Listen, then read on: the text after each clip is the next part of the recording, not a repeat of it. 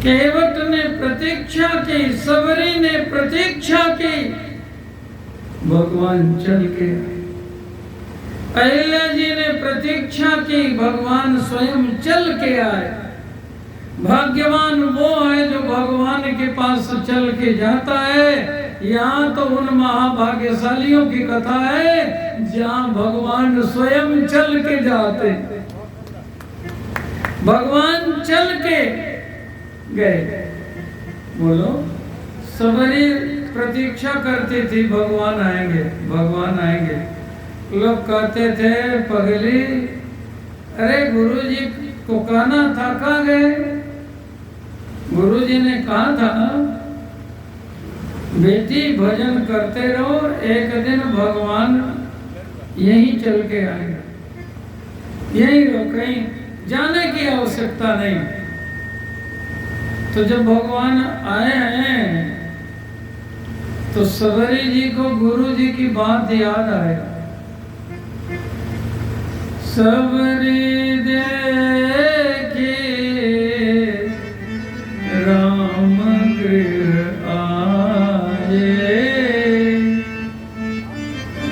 मोन के बचन समझी जी पाए।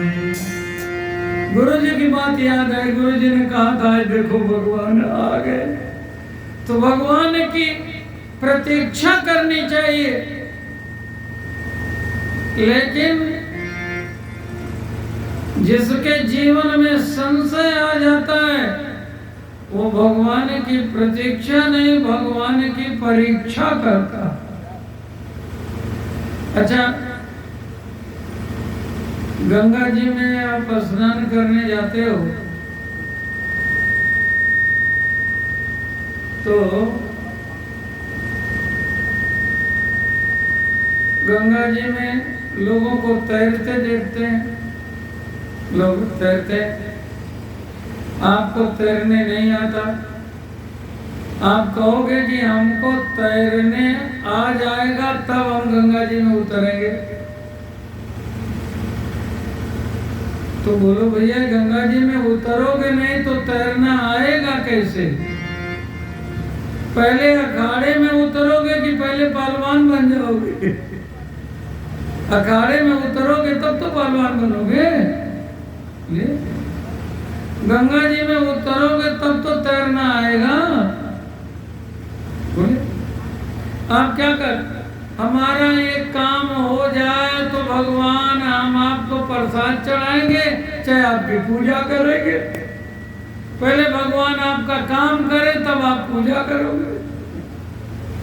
अरे पूजा करो, आपका काम अपने आप हो जाएगा। बोलिए, समझ में आ रही बात ना? तो भगवान की परीक्षा करनी चाहिए कि प्रतीक्षा? बोलिए, प्रतीक्षा सबरी जी की तरह करनी चाहिए, सती जी की तरह परीक्षा तो नहीं करनी चाहिए। परीक्षा करने वाले धोखा खाते हैं, धोखा खाते। सती जी के साथ यही धोखा हुआ। गर्मी का दिन था, ऐसे ही एक संशयशील व्यक्ति, संशय जीवन में आता है तो सद्गुण नहीं दिखाई पड़ते, दुर्गुण दिखाई पड़ते हैं। आप में लाखों सद्गुण हैं, लेकिन जिसके जीवन में संशय है वो ढूंढेगा कि कोई दुर्गुण मिल जाए तो इसकी निंदा करें। मक्खी आपका अच्छा शरीर है उस पर नहीं बैठेगी, कोई चोट लग जाए तो अवश्य बैठे।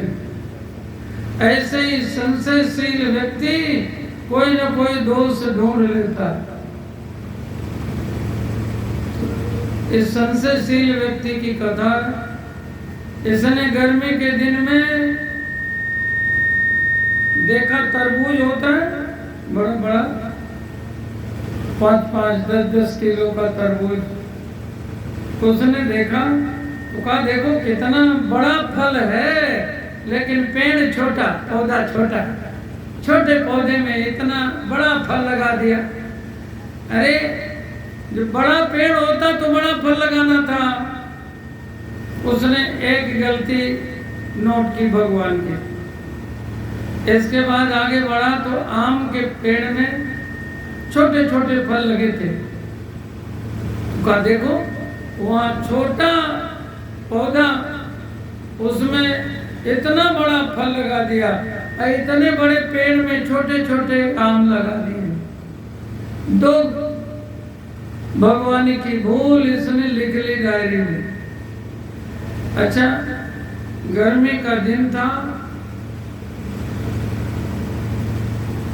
छाया बहुत सघन थी, बैठ गया था तो सोचा यहीं विश्राम कर लें कुछ देर।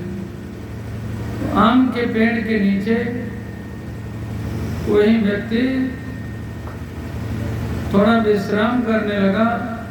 इतने में एक चिड़िया ने ऊपर से एक आम काट दिया।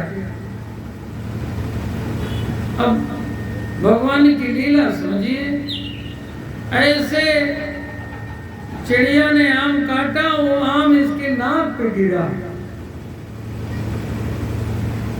और कोई व्यक्ति नींद में हो और नाक पे आम गिर जाए, चोट लगे। नाक की चोट भी अद्भुत होती है।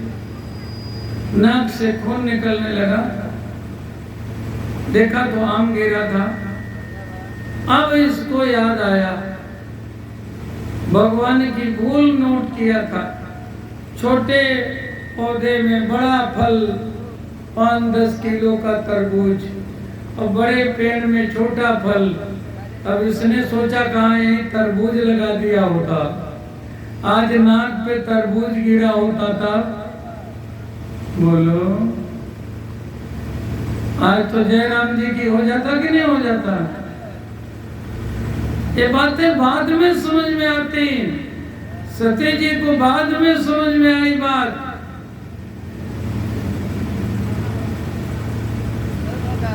शिव जी के समझाने पर बात समझ में नहीं आई। उन्होंने सीता बन करके परीक्षा ली भगवान की।